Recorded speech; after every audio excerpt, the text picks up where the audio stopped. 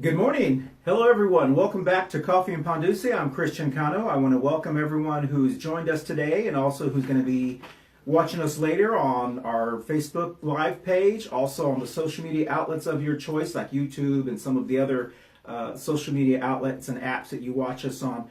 Welcome to Coffee and Ponduce. I'm Christian Cano, and I want to introduce our guest today. You know him, man around town? Jeff Scott, man about town, chairman of the local Libertarian Party. Yes.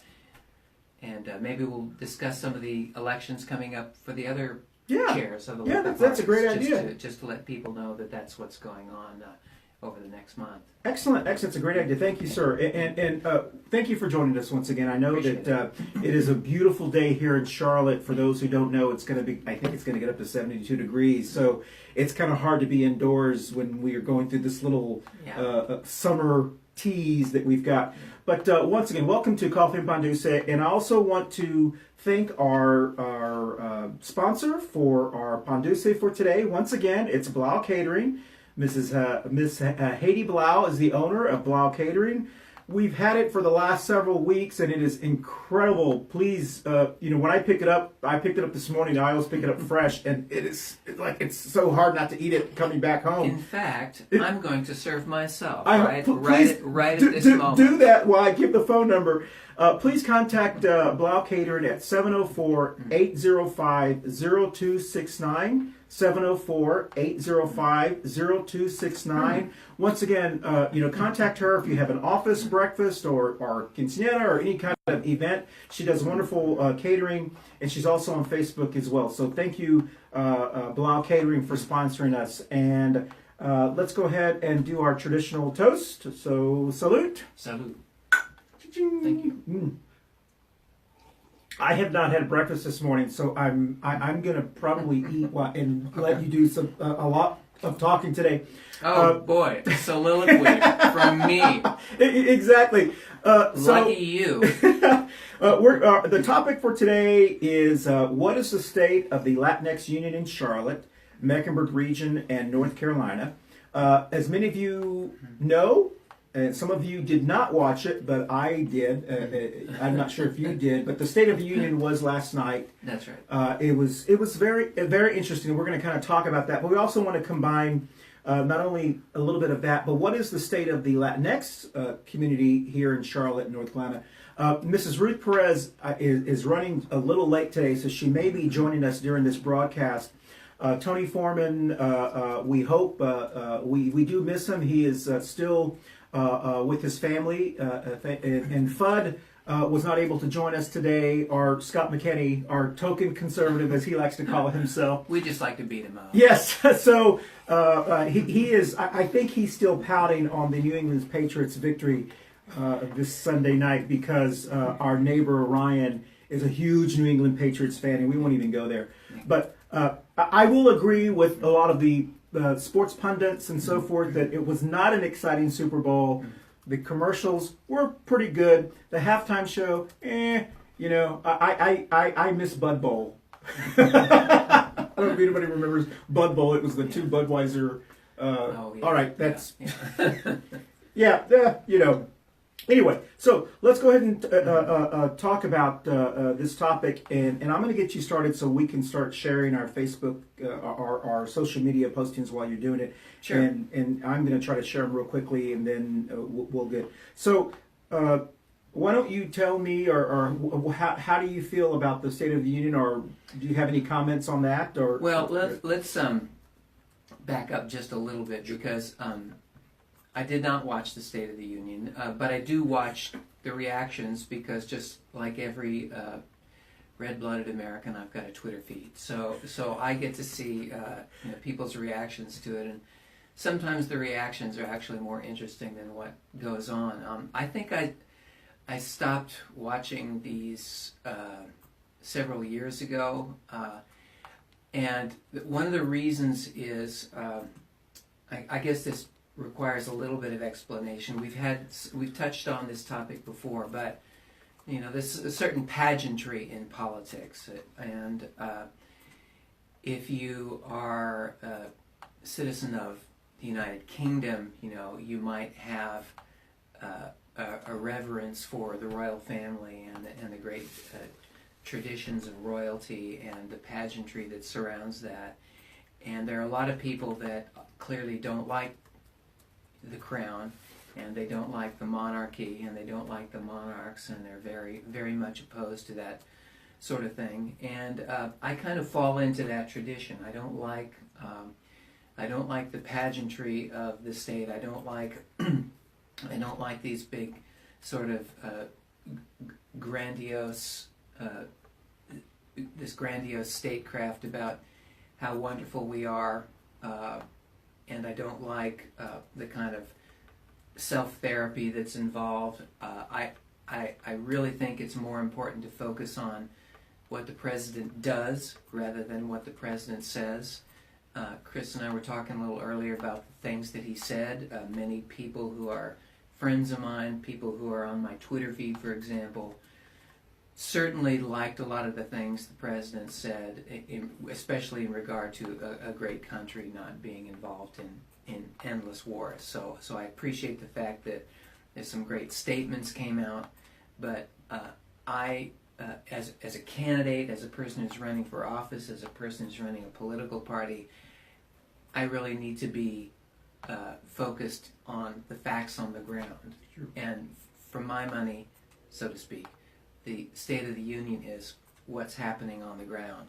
And that includes what we're doing in Venezuela. That includes, even though Trump has, for example, a stated intention to bring troops back from Syria, which I applaud, he has surrounded himself with the types of people that want to continue to undermine that effort. Sure. So the State of the Union is, it might sound good, but what are the facts on the ground? Sure. Thank you for doing that and giving me the opportunity. giving me an opportunity to kind of do what we need to do from this side. I agree with you, what you said, and you're not alone. A lot of people didn't watch it. Some people didn't watch it just because I can tell you in this household,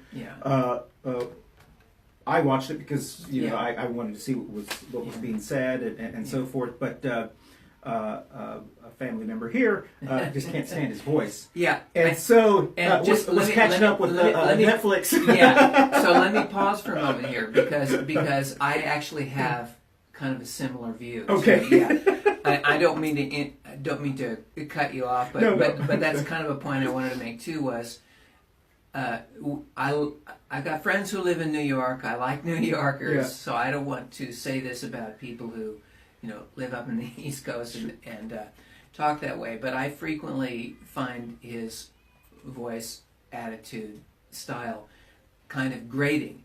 And in many respects, I agree with a lot of his policies. So I'm willing to step out among Trump haters and say, well, wait a second, I think he's doing the right thing here. He's doing the right thing in Afghanistan. Having said that, the pageantry, which I mentioned, the sense of, whatever it is that this sort of reverence that we have, is really a relic of the past. And to listen to him talk in a grating voice, I find is just a combination I can't deal with. So I'm sympathetic with Alan. Well, interesting because listen to people who watched it. He's not a great speaker. It's. So he's charming, and he's funny, and he's probably would be fun to sit around this Yeah. table. But to listen to him speak, he doesn't have. It's like the paragraphs all meshed. He didn't. It was hard to get into his speaking. It's not something that you leave and go, oh, he's a great speaker. But I gave him. I liked the fact that he stuck to the teleprompter. He didn't go off script, which was what makes people a little nervous. And I'm almost embarrassed that we have to have a conversation in America that part of what we're watching is to see if the President of the United States has the discipline to just read the damn thing. Exactly. Do not deviate. So many people around the country had drinking games on if he goes off script or what he says was true, whatever. we didn't get to drink as much as we thought we were. Oh. So yeah. Now that's a national tragedy. Exactly. Real national But tragedy. some of the things that I made notes of last night, and I didn't think I was going to like it at all. I thought it was going to be another one of those yell at the television. Yeah.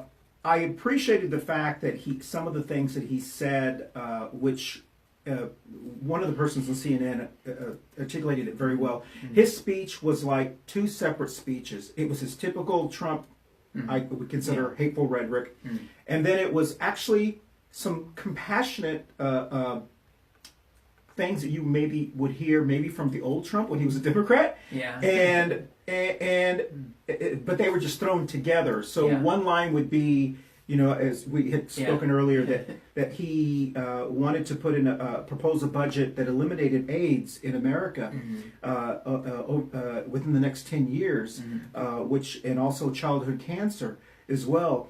And you can't. That was like, wow. I mean, he's actually talking about issues that impact someone other than his base, and I thought that was really important. And then in the next line, he would say something that was completely opposite. So it was hard to get into that. But some of the highlights that I did say, he did talked about working with Congress to lower drug prices, which in my view could be fixed with Medicare for all, but that's we've had conversations on that. He's really wants to focus on that. He talked about infrastructure. It was only one sentence, but he did talk about infrastructure. Those are issues that I think that can be reached across the aisle. I did thought it was interesting that he really went on about how he had a lot of appointments that had not been appointed, and he was saying the Senate needs to do their job, and some of them have been held up for the Senate for years. Yeah. And I wanted to look at the cameras and see if they were going to show the Republican senators, because it's Republican controlled. Right. So in many ways, he was almost saying, of the two houses, the one who's not doing their job is the Senate, and those are the ones that are run by the Republicans. That's right. Yeah. So I was interested to see how they felt about that. He did talk about a national paid leave, family leave. He would like to propose that, which was pretty progressive. I was like, wow, that's, he really, that's something I think that a lot of people could, or at least on the Democratic side, would be in favor of talking with him. But then at the same time, he said, but we're not ever going to be a socialist country. So it was interesting the way he said those kind of things. Just some other quick things, and then you can comment on that if you like. He did talk about school choice for American children, which I'm sure that was meant more towards his evangelical base, who he kind of looked at the Secretary of Education, and then he turned to the Vice President, and he winked at him like, all right, I got what you told me, or I said what you needed to hear or whatever. Yeah. So that was kind of interesting that he actually did that. He also talked about some of the other things he talked. He kind of I don't want to say lied. He just didn't say the truth about what's happening in Virginia and New York about the abortion laws that. So he threw in, he wants to prohibit late-term abortions of babies, and I don't. A lot of Democrats, I'm not sure that they agree with that, but I believe the law in Virginia is if the woman's life is in danger, or I don't really know, but he kind of said that, which kind of threw some red meat to some pro-life people who think about that. And then he. I don't know why he. I guess I know why he throws some of these things. And he said, "All children are made in the holy image of God." Like the next line, which was more to the Christian base, and so of course my first thinking is, well, how about the majority of Americans now who don't practice an organized religion or who practice different religions and so forth? So he doesn't strike me as a very religious person. Well, which is fine. Yeah. It's funny you say that, because he does say those things, which it's pandering. The good news is I think we're pandering less. There is a fine line about pandering versus just being respectful of other people's deeply held conscience about these issues, and as a secular candidate, Sure. I've got to tread the same water with people of faith. Yeah. So I understand his point there. He did talk about Russia violating the INF Treaty, and then he also talked about getting other nations to pay their fair share of NATO and also their fair share of our military involvement. But then, as he said that, he said how we need to be the strongest military. And one of the things I think I shared with you, he said that great countries don't fight endless wars, referring to Afghanistan. How Right. he didn't say the words, I think, if maybe people can correct us or whatever. He didn't say we need to pull out Afghanistan quickly, but he did insinuate the fact that it's time to kind of get out because he's talking about Syria. And his So- actions up to now have been pretty clear on trying to get us to withdraw. And the statement, the way that he phrased it, is very good. Yeah. And just to repeat what I've said a couple of times, when I was out on the campaign trail, I would ask audiences how many people knew that we were in Afghanistan. I'd ask people to raise their hands. Most people did. And then I would say, okay, now how many people think we should stay in Afghanistan? And everybody dropped their hand. And then I doubled down. I said, are you sure? Is anybody here think we should stay in Afghanistan? And hardly anybody. I don't remember anybody raising their hand. Some people commented on my Facebook campaign page about wanting to stay. But this is a very popular view. Yeah. This is so he's right with history on this, and Sure. he's saying absolutely the right thing. So I applaud him for that. Again, action on the ground are the action behind the scenes with the people Sure. he's hired. Is that he's got people that have kind of undermined his goals, and that's a bit of a disappointment. Exactly, and the cameras, of course, they went to the generals, the chief of staff, and it was. I almost got the impression that they, of course, they can't show emotions like the Supreme Court. They're not supposed to be partisan, so they just kind of stand there. But you can see some facial expressions or whatever. And when he said that, one of them kind of went like, because it was almost like saying, "You guys are so bad at your job that we've been there forever." It didn't say it like that. That's kind of what I read into it. But no, I like those kind of things. And of course, he did talk very briefly about. I'm going to do that one last, the Venezuela. One of the things he said was that if he had not been elected, we would be in a major war with North Korea right now, which. He didn't even get applause from his own party. Everyone was kind of like, how could he actually? I don't think he really meant it, but I think he was trying to justify or trying to do the plug that he's got this summit coming up with the gentleman from North Korea. The crazy guy from North Korea. It could be close to the truth. I mean, do you think we would actually be in a major war with North Korea? I don't think it would last very long. No, that's what I'm saying. So it wouldn't be a major war. It'd be like. It would be like the Falkland Islands. It would be a very tragic undertaking for us to engage in a war on the Korean Peninsula. It would impact our allies in South Korea. That's right. I think South Korea. We have probably more military U.S. personnel in South Korea than we do in some other countries. I remember when some of that was happening. I was reading that. Yeah, I give him a lot of credit. Whatever his statement during the State of the Union about his intention, about what he thinks might have happened, irrelevant. Sure. The fact that he's gone there, I've not gone there, but had the summits and has helped to help the process of denuclearization and allowed South and North Korea to come together on their own to solve these problems is a great thing. He gets a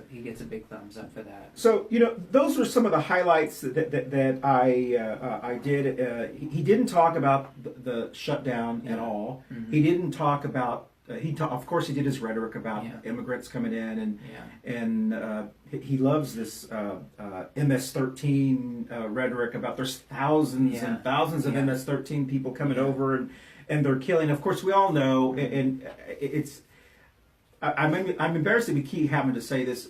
Undocumented Americans and immigrants do not cause more crime in America. Right. I mean, the Cato Institute, I believe, if I'm not mistaken, I think they did a study, and they based it. I think it was 2014 or 13 or maybe 2000 whatever, and they determined that they actually percent of population, they created less crime than the rest of the population. I wish I had that figure.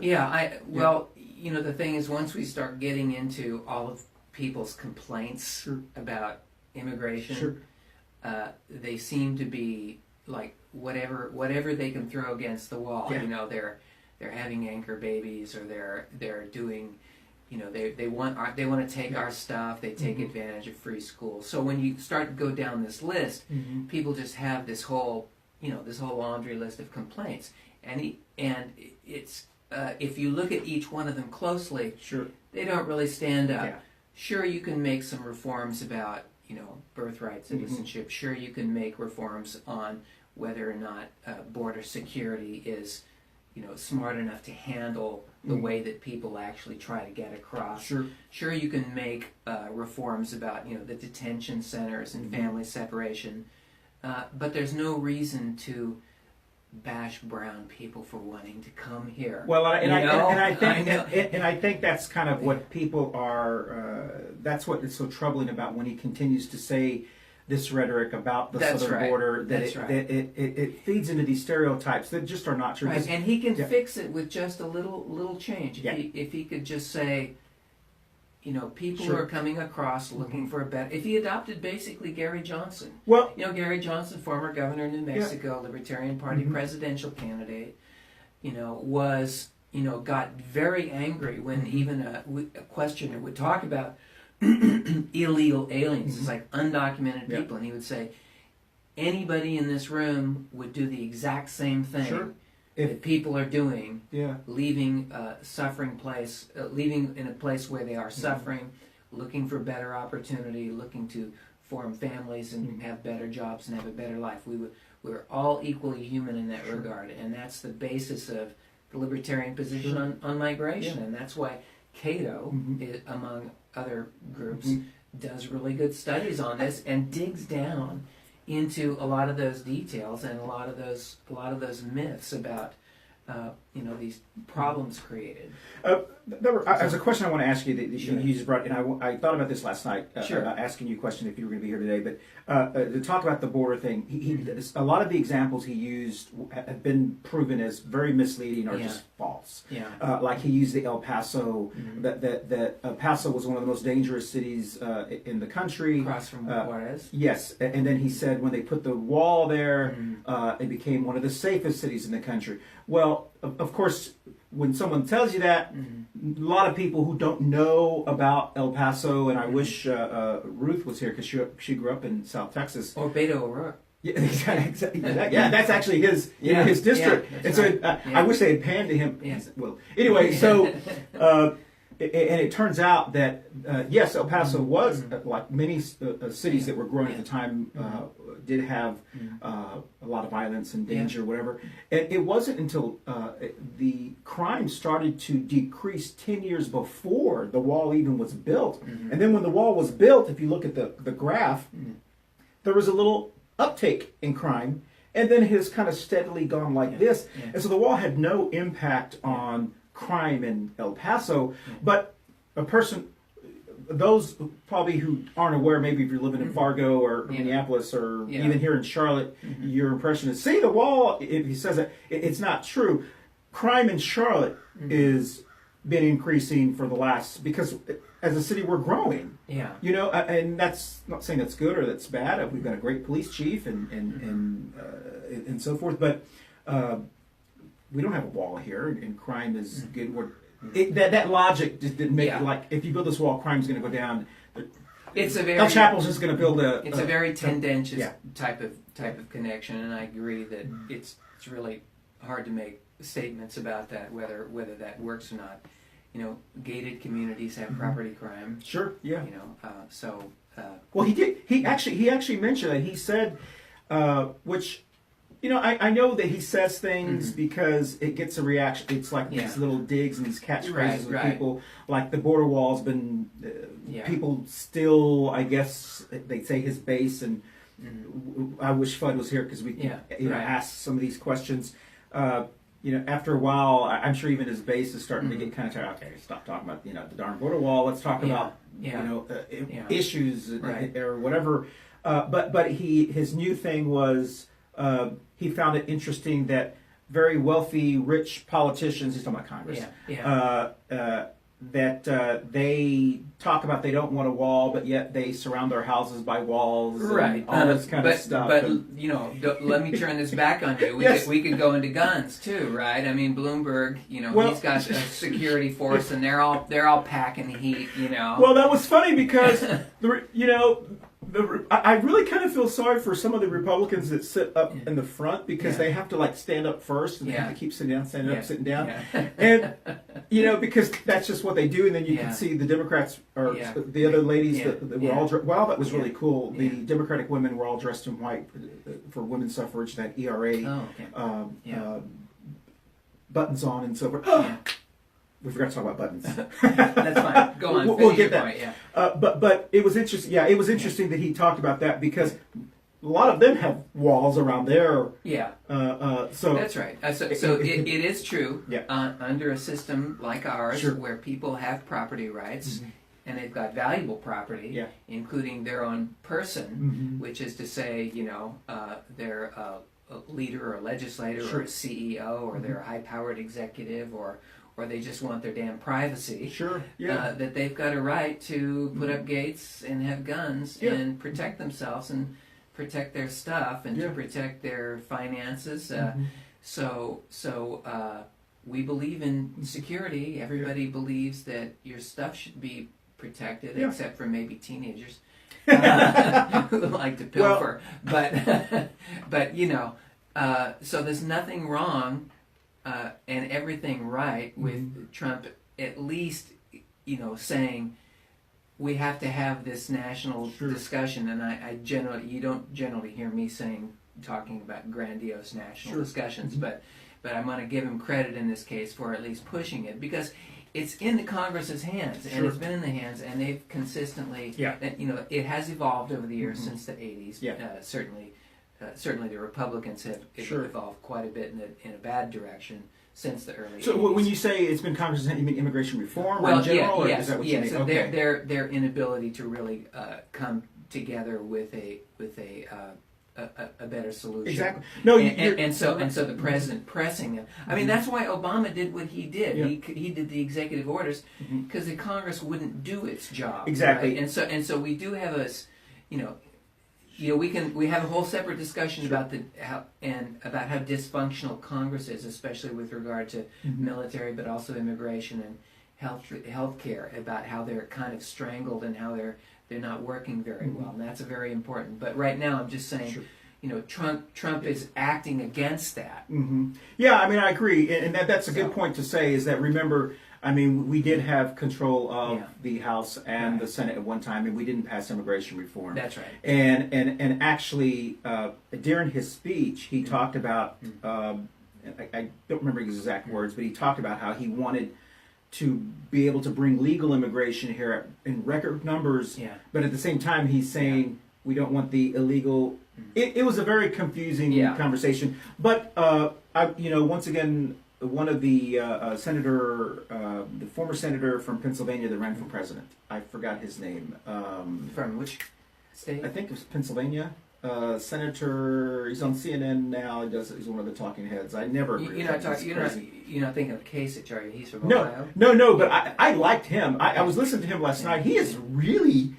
I have never really listened to him, but since he's one of the commentators now on CNN, he's pretty rational. I mean, not that they're not, but he's very, rational. Anyway, one of the commentators was talking about how the Republican Party has never really done anything on undocumented workers or whatever because they don't want it to hurt the business community. Right. And so, they also, that's good. Yeah. And I actually, I mean, having grown up in Southern California and lived most of my life in California and understanding the agricultural industry in the South and certainly the agricultural industry in the North and the wine country, yes, they need that. They need a system that allows people to flow through. But before we move to the next topic, and one of the things he did talk about was Venezuela.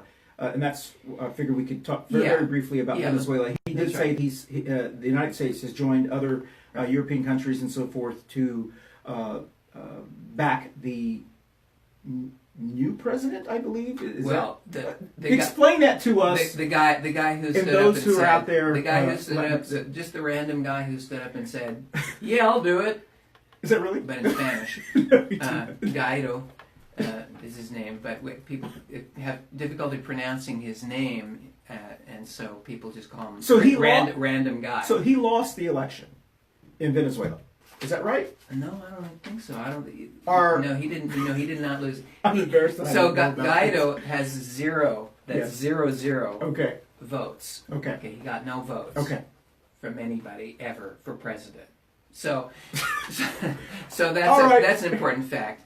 But before we go into that, I'd like to talk about the Greens, but Chris has something to say. I do. By our sponsors. I do. Once again, I want to thank Blau Catering and Heidi Blau, Blau Catering for sponsoring our Pandusa today. And I definitely wish we had more people at the table so I could start eating it. 704-805-0269, 704-805-0269, Blau Catering, incredible Pandusa. Thank you. Please give her a call. Give her some of your business office workers. If you have an office meeting in the South Park area, she actually lives here in South Charlotte, does a wonderful job. So I want to thank her as well. And also, if you are a sponsor who wants to sponsor one of our upcoming shows, as we continue to develop our show and reach out to more of our Latinx community and allies as well, please call Callie Lilly's event coordinator talent agency at 980-477-1513, 980-477-1513. Our Latinx community in Charlotte is the fastest growing demographic in Charlotte.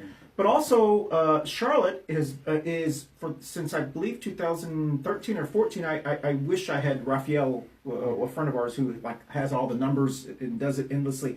Charlotte is the fastest growing for Latinx people migrating and moving to Charlotte in the country.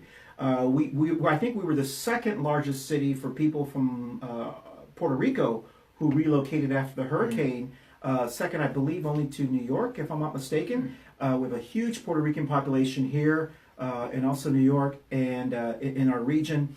And it's also one of the fastest growing in the CMS school district. So I've said this before, the median age for Latinx people in North Carolina is 27, I believe is the age. For African Americans, it's early 30s, and for Caucasians, it is in the 40s. The median age, and so just demographically, we're the future of North Carolina. Demographically, and which I think it's very interesting. We had a conversation yesterday.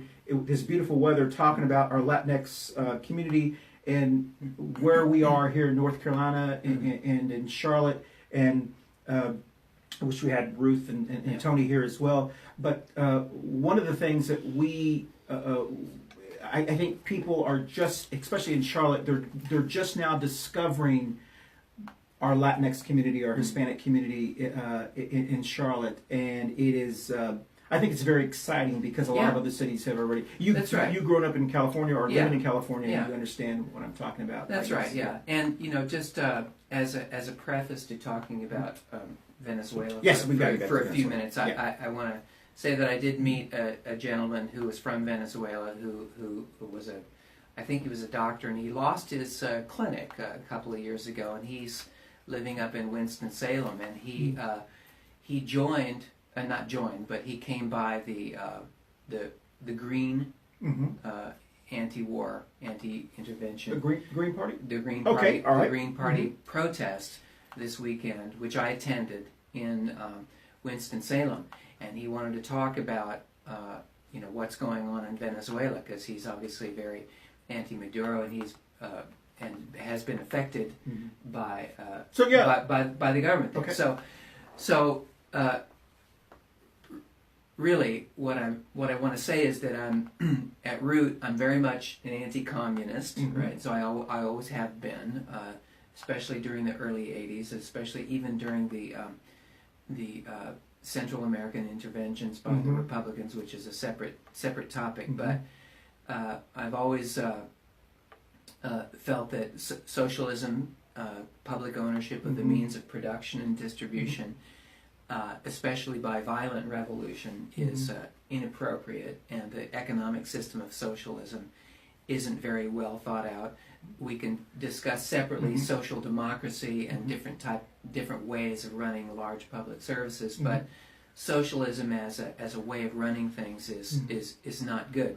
So, having said that, we are intervening in Venezuela. So the protest that I attended with the Green Party is simply to say that the U.S. should not be involved in internal Venezuelan affairs, and this is not something that has happened suddenly. A lot of people believe that, all of a sudden, there's been nothing going on for several years, but the United States is being called on by the freedom seekers and true Democrats of the Venezuelan House of Representatives to come down and protect people.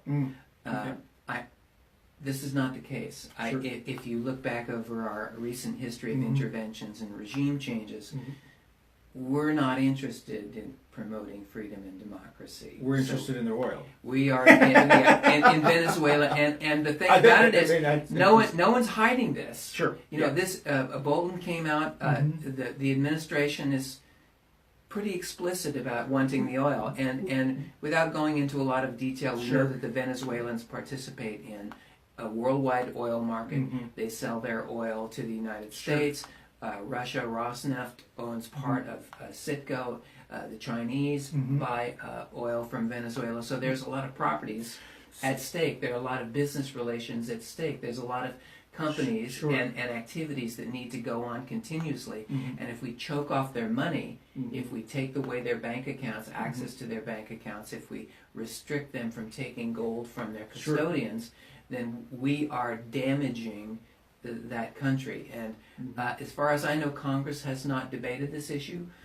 Should we be applying sanctions? Because sanctions are an act of war. So should the Congress be applying sanctions? Well, it turns out that there's this little office within the Department of Treasury that's really the one that's going out and imposing sanctions. And originally it was the idea that we're going to go out and we're going to defeat terrorist financing. But what basically it's grown. Sounds like a Pittenger. So that's right. That sounds like a Robert Pittenger thing. That's a whole separate conversation too, because that's his post-congressional job. Okay, so the whole idea was to stamp out terrorist financing, but naturally there's mission creep, and they want to do more with it than was originally intended. So I'm opposed to this. I'm opposed to the sanctions. I'm opposed to the Federal Reserve switching the bank accounts to say, Maduro, your government cannot access this. Maduro is the current president. Yes, that's right. Okay, all right. And people consider him elected. That's right. Okay. And I'm not a supporter of Maduro. I'm not a supporter of his style of governance. I am a supporter, like the Greens, who organized this a protest, which is just a street-side protest with signs, saying we respect the sovereignty of Venezuela. Venezuela has to solve their own problems. We can't tip the scales. We can't be picking winners and losers. This is a very, very interesting conversation and subject, because I am embarrassed that I don't know a lot about. I didn't watch the State of the Union. So we can't be experts on everything. I don't know a lot about the political what's going on in Venezuela, and I do know that at one time they were the most prosperous country in South America, and their economy has had some challenges, which is what Trump is using as an excuse to support the other person, saying, I'm really supporting him because socialism is killing this country, and whatever the case may be. And I wish we could find, maybe that's something that we need to do, find some, Charlotte is, and we talked about this yesterday, Charlotte is a very unusual city, not unusual, but it is, the Latinx community in Charlotte is not typical. It is not like if you're in California, where it's predominantly people of Mexican heritage or Mexican Americans. If you're Miami, Cuban, Dominican, some other. If you're New York, Puerto Rican, some other ones. Latinx is a big tent. Here, very it big is. Tent. Yes. You know, like it's so, which in itself has so many different cultures. I mean, if you look at the amount of flags that we fly when we go to events, it's just incredible. So I wish we could find someone who's here, who's from Venezuela, who could help, and I'd like for you to.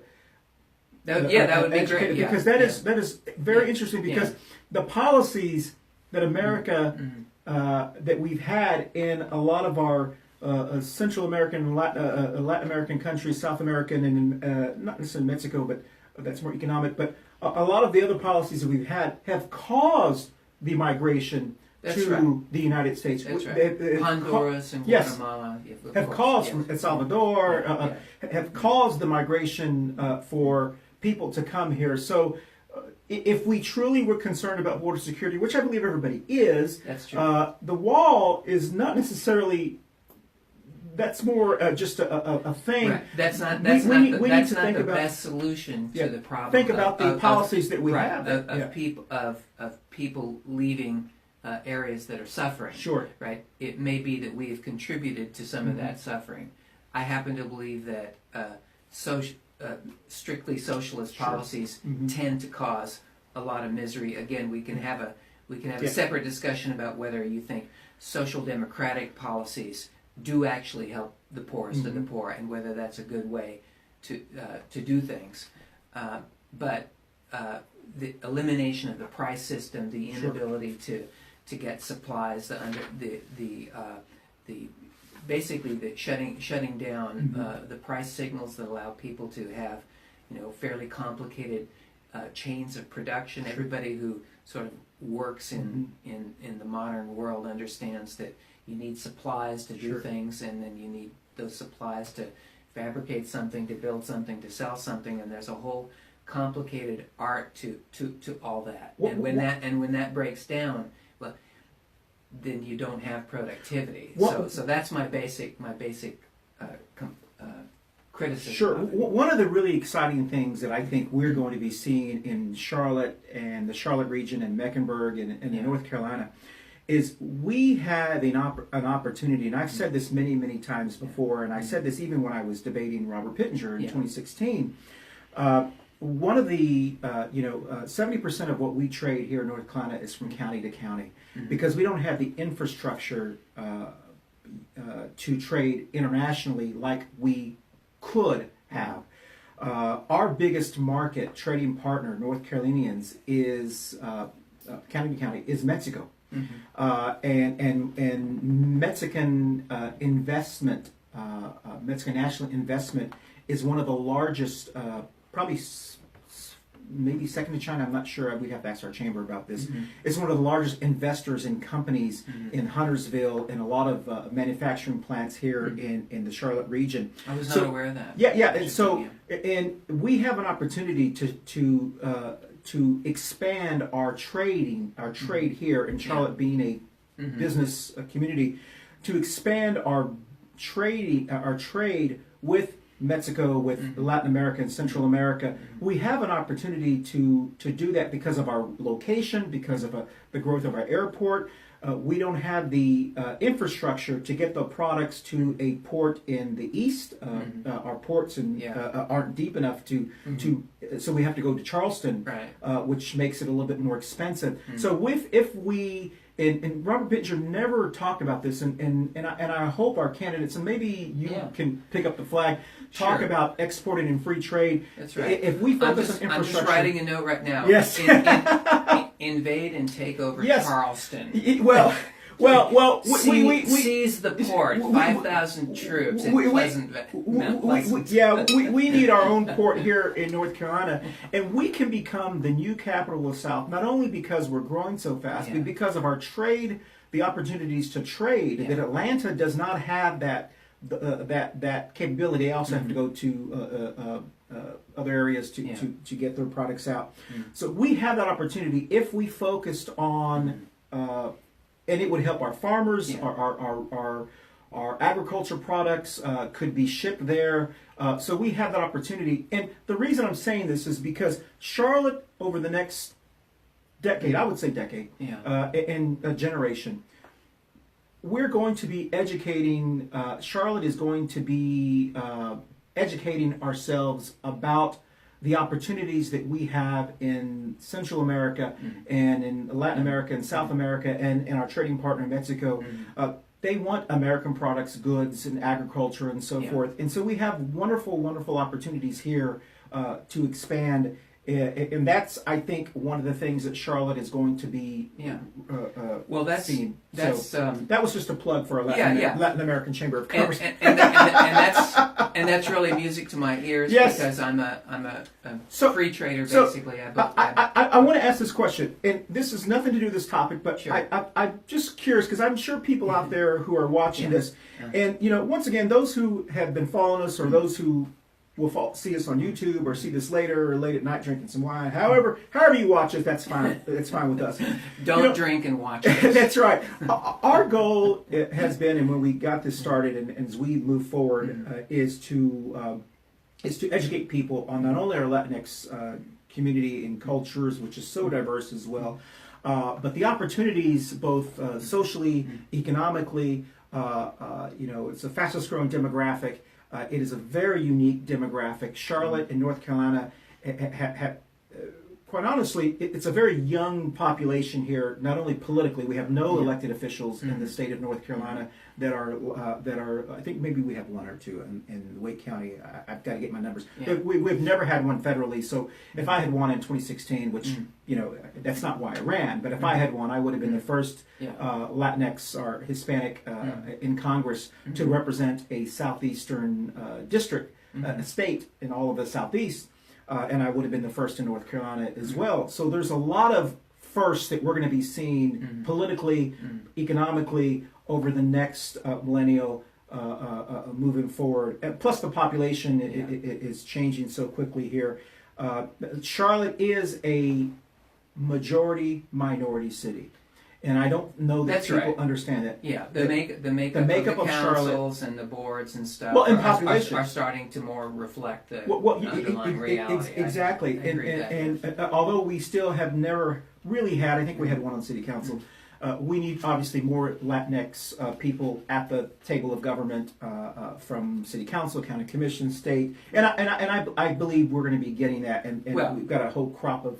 I agree, but we need more people with libertarian views. So that's what I want to do. Oh, okay. So those who are watching this, I jumped ahead. No, those who are watching this, especially if you're a young Latinx neighbor who lives here in North Carolina or wherever you are, let's explain to them once again. We've done this before, but I think people are a little confused. We have the Democratic Party, right, which I'm a member of. Can't kick me out. Democracia. Yes. That's true. Thank you. You should have shown me out. Okay, Jennifer Roberts. Mayor Roberts, it was always wonderful when I supported her because she would start spewing the Spanish, and I'd be like, okay. Anyway. I just know a few words. Yeah, okay. So we have the Democratic Party, which I'm a member of. Yeah. We have the Republican Party, which is... ¿Cómo se dice Republican? Republicano. Okay.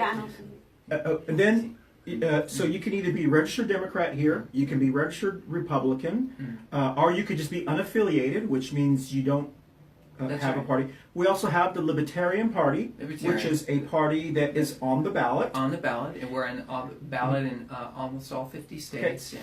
And then we have the Green Party. And they are, as of this year, they ran a few candidates in the last And then election. we have the Constitution Party. Yeah. That's a fairly new party that's that can have candidates, so to speak. That's right. Because the way it works in North Carolina is in order for you to run for office, any office, you have to be a member of one of those parties, and the party doesn't really have to endorse you. That's right. Even though it'd be nice to have them endorse. Well, yeah. So when you go to the Democratic Party Yeah. page, for an example, Yeah. and you look at their candidates, it says endorsed. Yeah. None of them are not endorsed. Right. I assure you, if I won the Yeah. nomination, I would Yeah. probably not be endorsed, but I would be a Democrat. That's it doesn't right. make Yeah. any difference, That's whether they right. endorse me or not. You Yeah. can't keep me from being a Democrat. Right. Yeah. It just means they'll. Right. So put more hurdles in your way. anybody could step in as long as they're Exactly. a registered voter and they're registered in that. But you party. can't run. You cannot run if you're unaffiliated, which is really sad because I wish that we had the opportunity for people.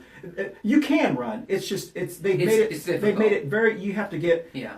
so many thousand signatures of the last election and so forth. So there are a lot of options for our Latinx community to choose from. If you want to be a Democrat, that's wonderful. If you want to be a Republican, that's hopefully you consider Democratic Party first. But whatever. Yeah. But there's also the Libertarian Party. There's the Green Party, and there's also and no vote is a wasted vote in America. So anytime I hear someone say your vote is, it's not. Yeah. So there are parties. So Yeah. you just curious.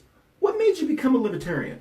Oh. I mean, in 30 seconds. 30-second. I thought we had like 4 hours. No, we don't. Because clearly, Because that's not something that most people would. well, they're I know sort what- of they're sort of the origin stories, growing up, Sure. and Were really. you, and was your really, family libertarian or?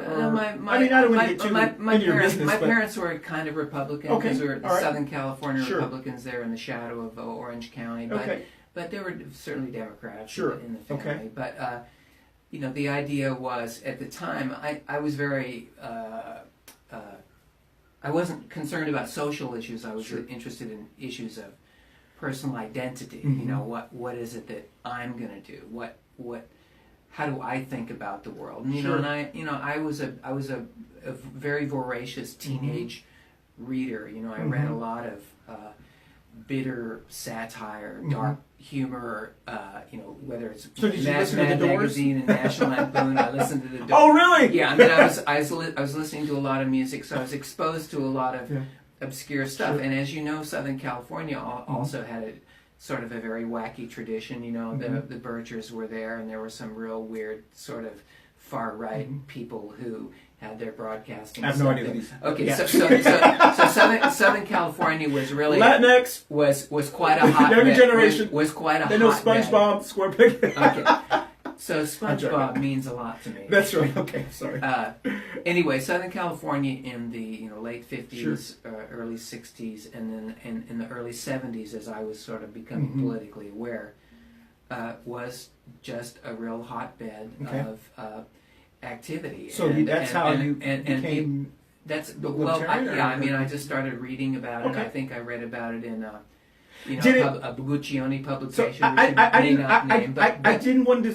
but it was the Sure. anti-war. It was like, why are we arresting people with drugs? Why can't gay people be Sure. what they are? Yeah, because the Libertarian Party has why, always why been can't LGBT women? Yeah, why can't friendly, women even before the have? Democratic Why Party. can't women have more Yeah. rights? Why Yeah. why are cops treating black people like this? So it was kind of like, wait a second, we're all human, Yeah. and so I found this philosophy of individualism. Sure. That says, maybe we need better rules about how we can live together. And so, in the end, it's really a theory about how we can get along all together without killing one another. Well, a theory of social harmony, so- which also attracts. So I'm going to risk people saying, well, you're giving Jeff Scott a platform. Why don't you give the other individuals a platform or whatever? And believe me, if they want to come on the show, they're always welcome to. That's right. That's right. But I'm curious because this is just, Yeah. if you are a young Latinx person and you'd like to get involved in politics, I would hope you would consider the Democratic Party. That's just me. Right. But I also want people to do what's best for their family and what they feel. That's right. And you've educated me a lot over the last couple of years since you ran for city council on the libertarian platform, and a lot of it mirrors our democratic, That's very right. progressive That's right. platform That's as right. far as LGBT, anti-war, Cannabis reform. That's cannabis, and that's how you and I first. Anti-torture. Yes, pro free speech. So we're immigration, That's right. those kinds of. So there's a lot of things. Of course, there are things that gun reform, Right. Yeah. Medicare for all, Yeah. social Yeah. security, some of Yeah. those kind of things. Yeah. But I'm curious, as if a young person is watching us today, you joined, or you're a member of the Libertarian Party, and I know Lily, a friend of ours who is a Green, she's a member of the Green Party, I believe, that's right. and how is it to be a member of a party that is considered the, I don't know how to politely say this, but no, I know. I don't know if you know what I'm saying. I don't get no respect. I mean, it is difficult. Let's talk for a moment Sure. about third parties, because I was talking to the Greens on Yeah. Sunday. I Yeah. met several of the people there. I met Tony, who's the co-chair, Nadege, Yeah. and of course Tommy James, who's also the co-chair, who lives here. So in Charlotte. if there was a young person I- who was interested in joining the Libertarian Party, yeah. one of the things, I mean, someone would be telling them, don't join the Libertarian Party because... They're wacky. No, I don't... That Jeff Scott No, guy. I don't think He's that... weird. I don't think the view is they're wacky. I think the view is because of the way the party systems are structured Yeah, in North Carolina, okay. It is that a- it's a waste of time That's to right. be a member of the Libertarian Party because you're never going to get elected. You're never going to... if you run for office, you're going to have to become a Democrat or Republican to get any money to run for office. I think you have So- to. I think you have, as a young person, I think Sure. you have to follow your truth. Yeah. You have to find verdad. Okay. It's Sure. verdad. Okay. You have to find what it is that you believe about the world, and then find a group of people, Sure. whether they're activists or party members or however they're aligned. You have to find your soulmates, and that may be ideological, it may be religious, it may be cultural, it may be political. In a sense, I hope it's not political, because I think it's, as a young person, you're just Sure. trying to understand the way the world runs, and it's very important for you to open your mind to a lot of different ideas and not be, cloistered within the confines of the certainly of the parties. Sure. So I've got a lot of criticism about the parties, and so just to kind of wrap this point up, there are a lot of reasons to be attracted to third party movements, because they've got a lot of room for growth. They've Sure. got a lot of things that you can do. You don't have to sort of beat down the doors to get heard. You can walk in and you can be heard, and you can get your questions asked. You can get involved in small scale campaigns. You don't have to be. I mean, we like to have people who are professional and who are geared to thinking about doing the right thing at the right time for the right reason. But having said that, the Green Party, they've got the exact same problems that we have, sort of pulling together volunteers to do the kind of work. I actually see. I see in the city of Charlotte, in Mecklenburg County. I actually see a bright future for third-party candidates here in the city of Charlotte because of the growth of the unaffiliated voter.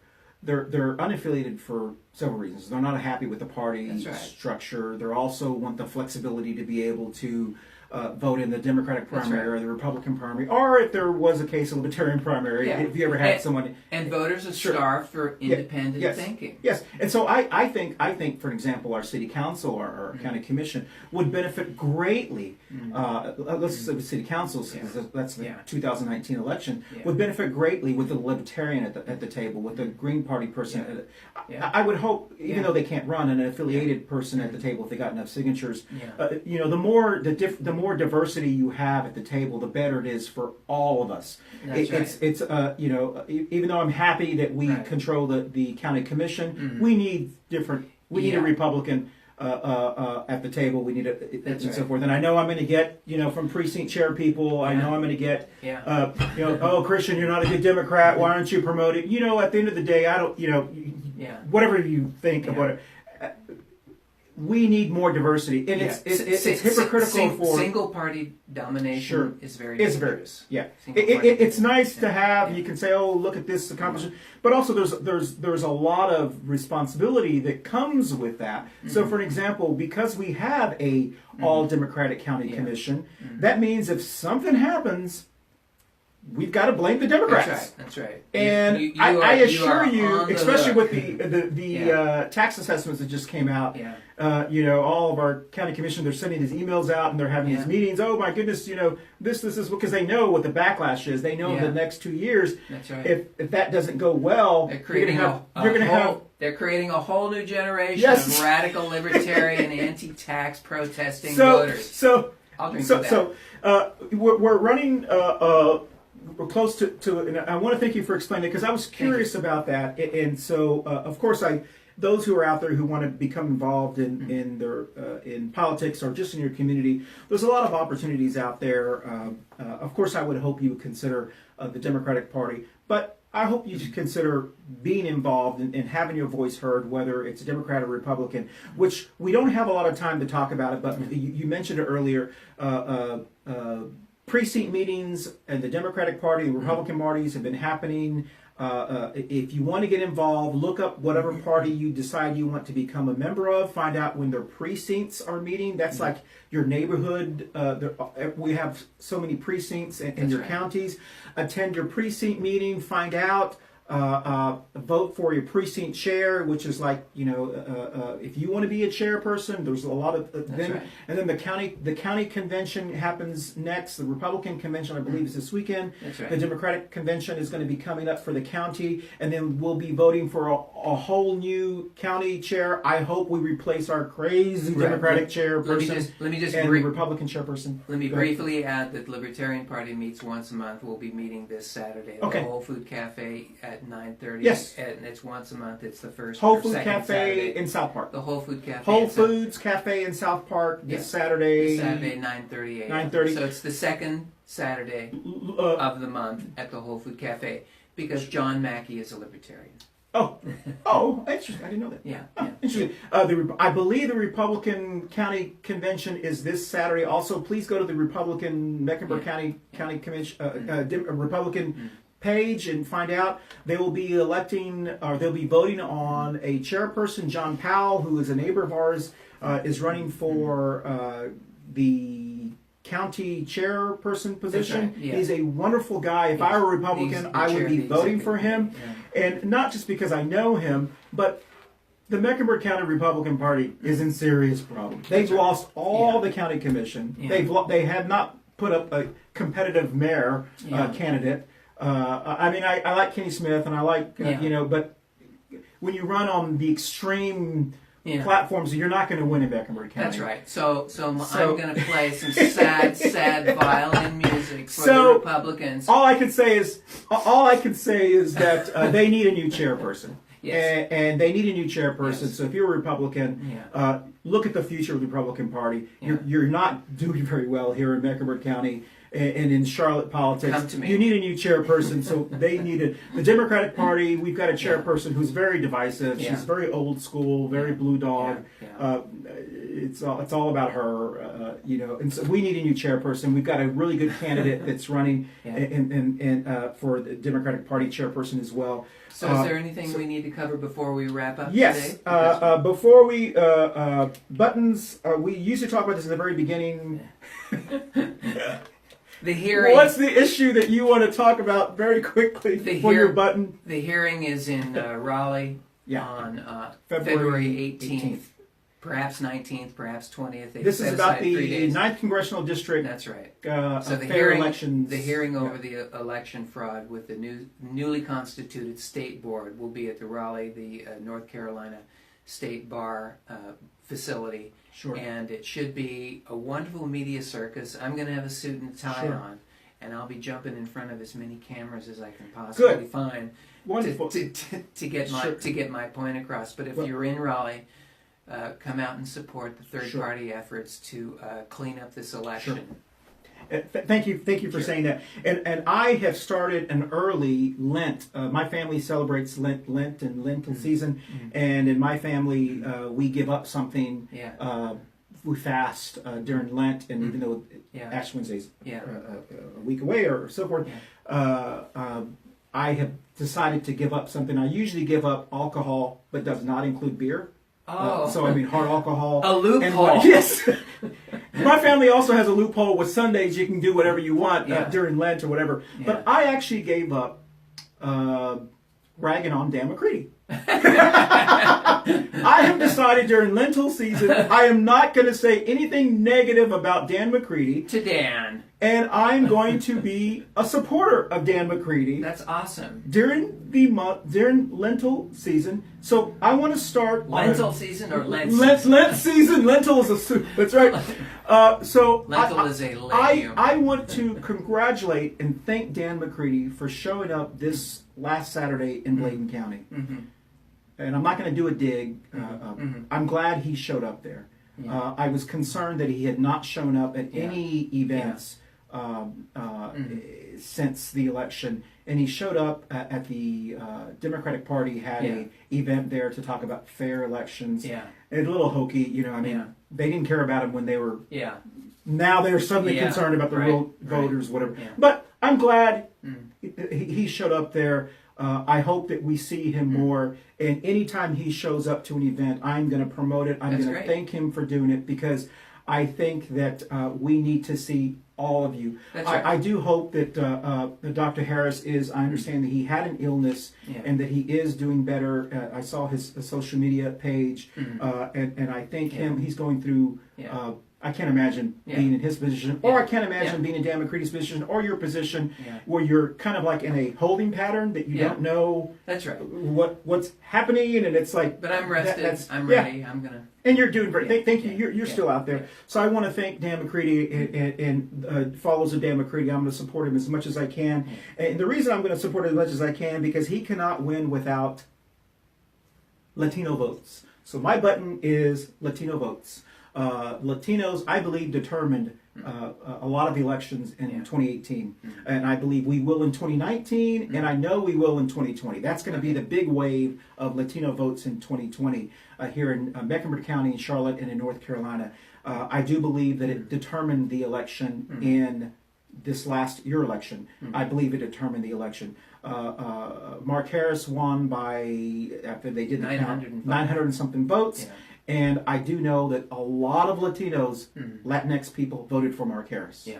And I do believe that if there is a redo, which sounds like there are, but we don't know what's going to happen, that will be the margins are going to be so minuscule that they will determine, they will be part of what will be determining that election. Right. And for here forward, it will be determining the mayor's race and a lot of other races as well. So Latino votes, please register to vote if you have not.